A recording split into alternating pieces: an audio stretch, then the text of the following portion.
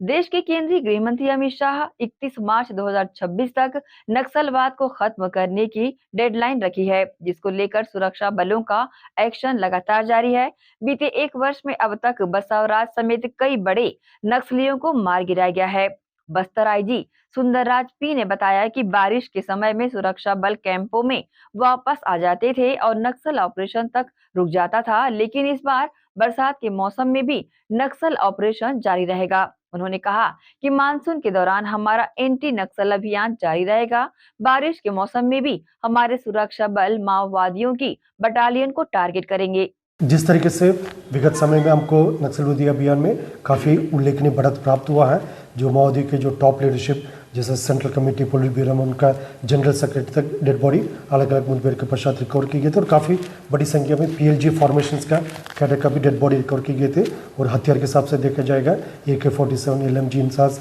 इस प्रकार automatic semi automatic weapon और अन्य हथियार लगभग 500 की संख्या में विगत 1.5 साल में सुरक्षा बल द्वारा रिकवर की गए थे। इन सब जो निर्णायक बढ़त को आगे बनाए रखने के लिए मानसून का अवधि में भी हमारा एक स्पष्ट कार्य योजना और जवानों का मनोबल में भी काफ़ी अभी मजबूती है। और उसी हिसाब से आने वाले समय में हम माओवादी के खिलाफ मानसून का अवधि में भी जहाँ जहाँ आसूचा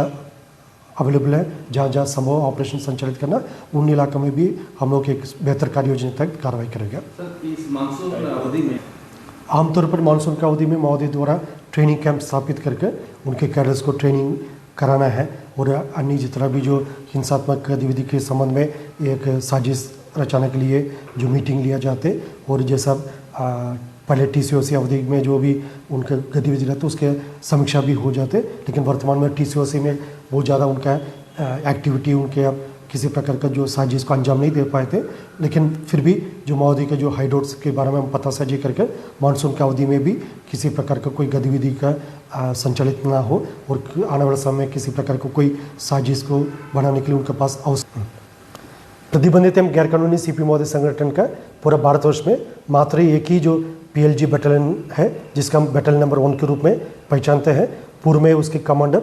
हिडमा हुआ करते थे, वर्तमान में इसमें बारसेदेवा कमांडर है और उस बटालियन का जो संख्या पहले लगभग 300 के आसपास स्ट्रेंथ हुआ करते थे। काफ़ी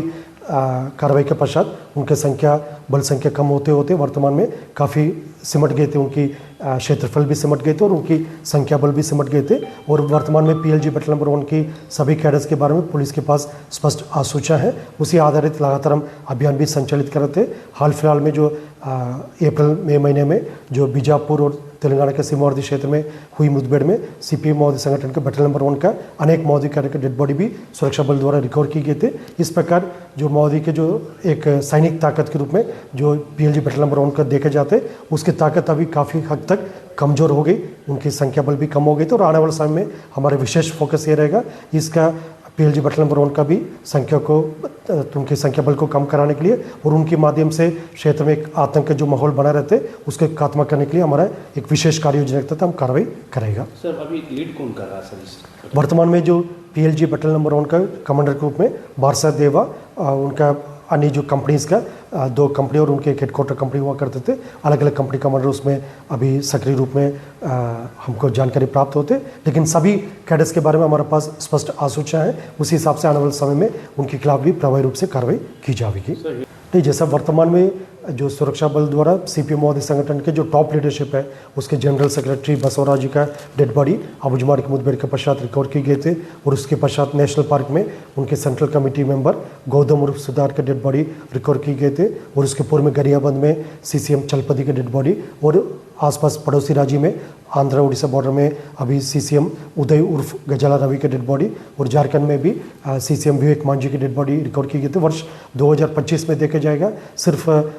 विगत 5-6 महीने में CPM माओवादी संगठन का लगभग 5 सेंट्रल कमेटी और पुलिस ब्यूरो मेंबर का डेड बॉडी रिकवर की गई थी, उनका जनरल सेक्रेटरी का बॉडी भी रिकवर की गई थी। इस प्रकार माओवादी को टॉप लीडरशिप का काफ़ी बड़ी क्षति हुआ। जो अन्य जितना भी शेष सेंट्रल कमेटी और पुलिस ब्यूरो मेंबर उसमें हिरमा भी शामिल है, सुजाता भी है, के रामचंद्र रेड्डी भी है और तिरुपति है, सोनू, इन सब के बारे में हमारे पास स्पष्ट आसूचना है। उन सब के खिलाफ प्रभावी रूप से हम कार्रवाई करेंगे। उनके पास भी मात्र एक ही विकल्प है, हिंसा त्याग करके यदि समाज के मुख्य धारा में शामिल होने के उद्देश्य यदि आत्मसमर्पण करेगा ठीक रहेगा, नहीं तो वो काफ़ी गंभीर परिणाम को उनको भुगतना पड़ जाएगा। लगातार हमारा कार्रवाई जारी है, मानसून का अवधि हो, गर्मी हो, सर्दी हो, जो भी सीजन में हमारा कार्रवाई जारी रहेगा और अभी प्रभावी रूप से उनके खिलाफ कार्रवाई करने की एक स्पष्ट हमारा मंशा है और हमारे जवान का भी मनोबल काफ़ी मजबूत है और उसी हिसाब से हम लगातार सभी सीजन में नक्सली के खिलाफ प्रभावी रूप से कार्रवाई करने के लिए अपना कार्य योजना उसी के तहत काम करेगा।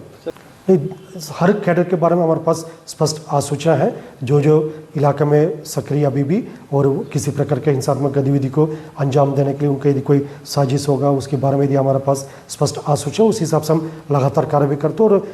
परिणाम भी काफ़ी सकारात्मक रहा है। वर्ष 2024 और 25 में महोदय का जो इस प्रकार का टॉप लीडर तक हमारा सुरक्षा बल द्वारा जाकर उनके खिलाफ प्रभावी कार्रवाई की गई थे और ये